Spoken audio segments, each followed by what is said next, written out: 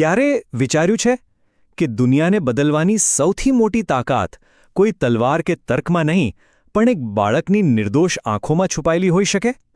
પંડિત શ્રીરામ શર્મા આચાર્યજીના મૂળ હિન્દી સાહિત્ય પર આધારિત આ સમજમાં આપણે એ જ ક્રાંતિકારી દૃષ્ટિને સમજીશું કે કેવી રીતે આવનારું ભવિષ્ય બાળકોના હાથમાં છે.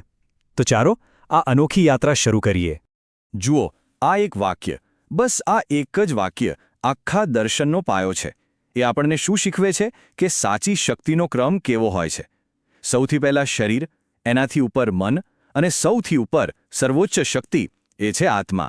અને એટલે જ બાળકો જેઓ એકદમ શુદ્ધ અને સંવેદનશીલ આત્માની સૌથી નજીક હોય છે ને, તેઓ આ આધ્યાત્મિક શક્તિના કુદરતી વાહક છે.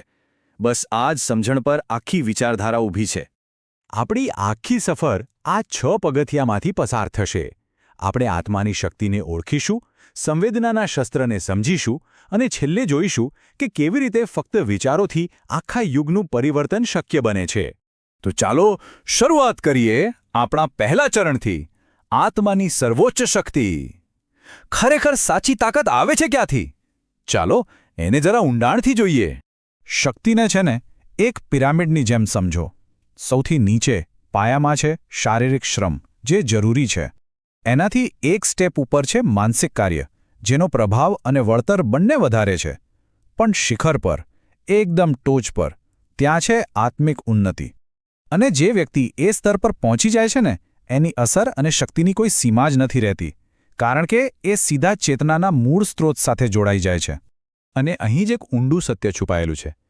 ભલે દુનિયા બાળકો અને સ્ત્રીઓને શારીરિક રીતે કદાચ નબળા ગણે, પણ પેલો જે આધ્યાત્મિક પિરામિડ છે ને, એના શિખર પર તો તેઓ સૌથી વધુ શક્તિશાળી છે. એમની અંદર જે કરુણા, પ્રેમ અને સંવેદના છે, એ એમની નબળાઈ નથી, એ જ એમની સૌથી મોટી આધ્યાત્મિક તાકાત છે. પણ સવાલ એ છે કે આ આધ્યાત્મિક સંપત્તિ, આ સંવેદના, એ વ્યવહારમાં કામ કેવી રીતે કરે છે? ચાલો હવે આપણા બીજા વિભાગમાં એ જ જોઈએ કે આ સંવેદના કેવી રીતે પરિવર્તનનું સૌથી શક્તિશાળી અને અહિંસક હથિયાર બની જાય છે. તફાવત જુઓ, એક પુરુષનો તર્ક એ ઘણીવાર દલીલો અને સંઘર્ષમાં પરિણમે છે. એ દિવાલ સાથે અથડાઈને પાછો આવે છે. પણ એક બાળકની સંવેદના, એ તો એવી ચાવી છે જે સીધા જ હૃદયનું તાળું ખોલી નાખે છે. કેમ કે તર્ક મગજ સુધી પહોંચે છે, જ્યારે સંવેદના તો સીધી આત્માને સ્પર્શે છે. અને સાચું પરિવર્તન ત્યાંથી જ શરૂ થાય છે. આ તાકાતને સમજવા માટે એક નાનકડું ઉદાહરણ લઈએ. માની લો કે ટ્રેનમાં કોઈ ધૂમ્રપાન કરી રહ્યું છે. એક મોટો માણસ જઈને એને રોકે તો શું થાય? ઝઘડો, બરાબર ને? પણ એ જ જગ્યાએ એક નાનું બાળક એકદમ નિર્દોષતાથી જઈને કહે, દાદાજી, તમારી સિગારેટના ધુમાડાથી મારું માથું દુખે છે. તો શું થશે? પથ્થર જેવું દિલ પણ પીગળી જશે. સિગારેટ તરત જ ફેંકાઈ જશે. બસ આ જ છે સંવેદનાની અદૃશ્ય શક્તિ. ચાલો હવે એક એવી સત્ય ઘટના જોઈએ જે બતાવે છે કે એક બાળકની પોકાર ખરેખર એક પરિવારમાં કેવું ચમત્કારિક પરિવર્તન લાવી શકે છે. વાર્તા કંઈક આમ છે. વિજ્ઞાનના ક્લાસમાં બાળક સાંભળે છે કે તમાકુથી કેન્સર થાય છે. એના મનમાં પિતા માટે ડર બેસી જાય છે. આ ડર એના પ્રેમમાંથી આવે છે. અને પછી એ બાળક ખાવાનું છોડી દે છે, એક પ્રકારનો સત્યાગ્રહ. જ્યારે એ રડતા રડતા પોતાના પિતાને પૂછે છે, અમારું શું થશે? એ શબ્દો પિતાના કાળજામાં વાગે છે. અહીં કોઈ તર્ક વિતર્ક નથી. અહીં તો ફક્ત શુદ્ધ પ્રેમ છે, જે વર્ષો જૂની આદતને એક જ ક્ષણમાં તોડી નાખે છે. અને આ તાકાત ફક્ત વ્યસન છોડાવવા પૂરતી નથી. આ બીજો કિસ્સો જુઓ, જ્યાં એક પિતા ખુદ કબૂલે છે કે મને મારા બાળકથી બહુ ડર લાગે છે. પણ આ ડર કેવો છે? આ એ ડર છે જે એમને કંઈ પણ ખોટું કરતા રોકે છે. બાળક જાણે એક જીવતું જાગતું નૈતિક કંપાસ બની જાય છે, જે પિતાને હંમેશા સાચા રસ્તા પર રાખે છે અને એમને સુધરવા માટે મજબૂર કરી દે છે. આનો અર્થ શું થયો? એ જ કે બાળકનો ઉછેર કરવો એ ખાલી એક જવાબદારી નથી, પણ એક ઉચ્ચ સ્તરીય સાધના છે. કેમ? કારણ કે બાળકને સારા સંસ્કાર આપવા હોય તો માતા પિતાએ પહેલાં ખુદ આદર્શ બનવું પડે છે. એટલે બાળકનો ઉછેર કરતાં કરતાં માતા પિતાની પોતાની જ આત્મશુદ્ધિ અને આધ્યાત્મિક વિકાસની યાત્રા શરૂ થઈ જાય છે. હવે જરા વિચારો, આટલી શક્તિ જ્યારે એક પરિવારની 4 દિવાલોમાંથી બહાર નીકળીને આખા સમાજમાં ફેલાય ત્યારે શું થાય? ચાલો હવે જોઈએ સામૂહિક વ્યસન મુક્તિના આ સંગઠિત આંદોલનને. અને આ કોઈ નાની સૂની વાત નથી. આ કોઈ એકાદ બે ગામનું આંદોલન નહોતું. દેશભરમાં લગભગ 1000 જેટલા યુગસેના સંગઠનો સક્રિય થયા. આ બતાવે છે કે નાની નાની ચિનગારીઓ ભેગી થઈને કેવી રીતે એક મોટી ક્રાંતિની આગ લગાવી શકે છે.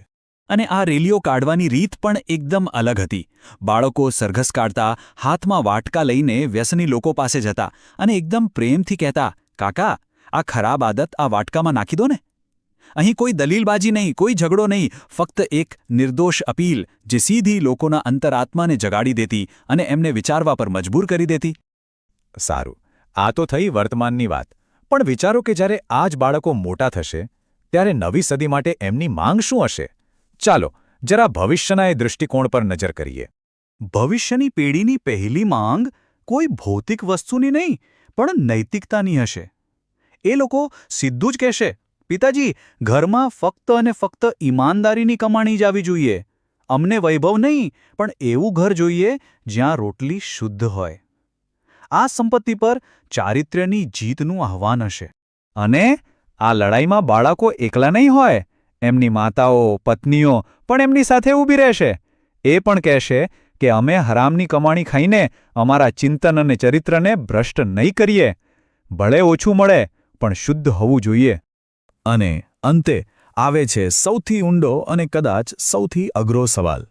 આવનારી પેઢી કદાચ એમના માતા પિતાને પૂછશે, જ્યારે તમારી પાસે અમને યોગ્ય રીતે ઉછેરવાની ક્ષમતા જ નહોતી, તો અમને આ દુનિયામાં લાવ્યા જ શું કામ?